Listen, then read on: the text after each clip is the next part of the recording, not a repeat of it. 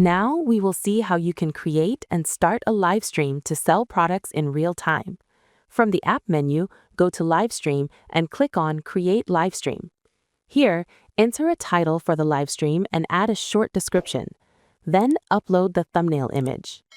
Then set the live stream duration and schedule the date and time. Enable live chat to allow customers to ask questions during the live stream. Now, add the products that will be available for customers to purchase during the live stream. Then, click on the Create and Publish button. When it's time to go live, click on the three dots and select View. Then click on Start Broadcasting.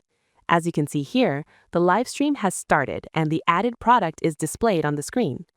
Once the live stream ends, it will automatically move to the recorded section, allowing customers to watch and shop later.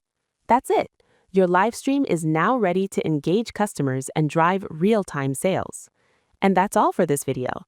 Thanks for watching and stay tuned for more updates.